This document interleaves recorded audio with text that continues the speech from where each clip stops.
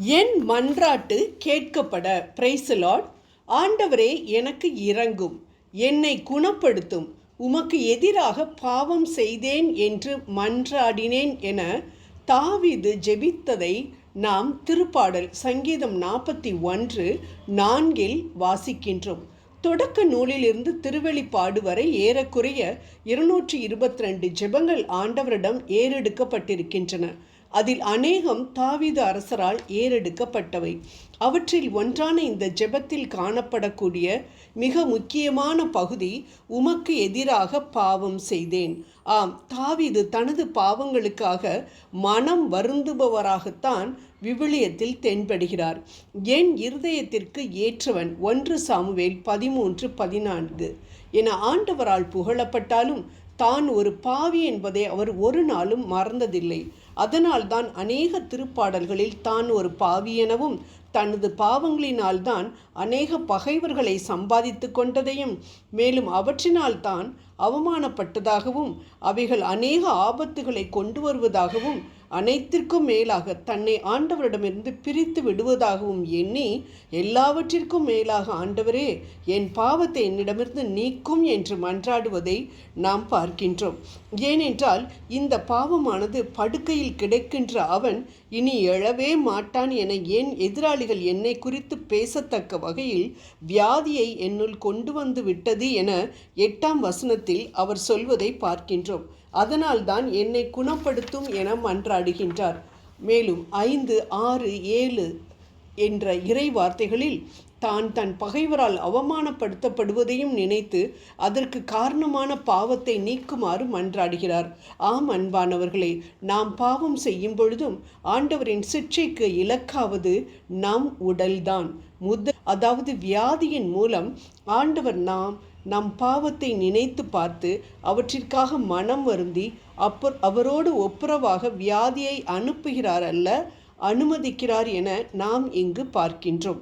இதையே இயேசு முடக்குவாதமுற்றவரை சுகப்படுத்தும் பொழுதும் மத்தேயு 9:2 உறுதிப்படுத்தியதை நாம் பார்க்கின்றோம். இதனால்தான் தாவீது தான் அவமானப்பட்டதை சுகவீனப்பட்டதையோ கருத்தில் கொள்ளாமல் அனைத்திற்கும் காரணமான பாவத்தை மன்னியும் என மன்றாடுகிறார்.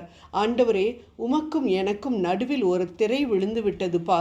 நீர் பிரகாசிக்கின்றீரப்பா, ஆனால் ஒளியை பார்க்க முடியாதபடி மேகமாக என் பாவம் அதை தடுத்து கொண்டிருக்கிறதே, கரையான் போல அரித்து கொண்டிருக்கிறதே. நீர் என்னை மன்னிக்க தயை பாராட்ட தயாராயிருக்கிறீர்.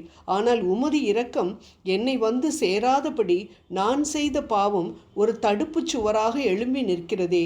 உமது ஆசிகள் என்மேல் பொழியாதபடிக்கு என்மேல் ஒரு கூரையாக தடுத்து கொண்டிருக்கிறதே. ஆகவே என்னை என் பாவத்திலிருந்து வெளியில் கொண்டு வாரும் என பாவத்திற்காக அவர் மன்றாடியதை பார்க்கிறோம். ஆம் அன்பானவர்களே, நாம் ஒவ்வொருவரிடமும் நிச்சயம் ஒரு ஜெப விண்ணப்பம் இருக்கும்.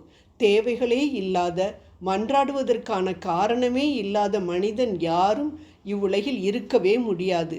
நம் சுகத்திற்காகவோ, பிள்ளைகளுக்காகவோ, வேலைக்காகவோ, தொழிலுக்காகவோ, குடும்ப அமைதிக்காகவோ நிச்சயம் மன்றாட்டு காரியங்களை நம் மனதில் வைத்திருப்போம்.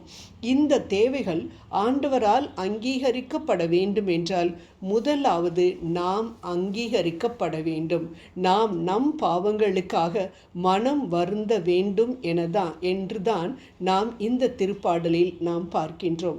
ஆம், நாம் துணிந்து பாவங்கள் செய்து கொண்டு, அதாவது பாவம் என்று தெரிந்தும் அதை குறித்து கவலைப்படாமல், இதை விட்டு விலக எந்த முயற்சியும் எடுக்காமல், அதை குறித்ததான உணர்வே இல்லாமல் நம்மை நாமே நியாயப்படுத்தி கொண்டு ஆண்டவர் முன் நம் விண்ணப்பங்களை எடுத்து சென்றோம் என்றால் எப்படி அவை அங்கீகரிக்கப்படும்? தொடக்க நூல் 4:5.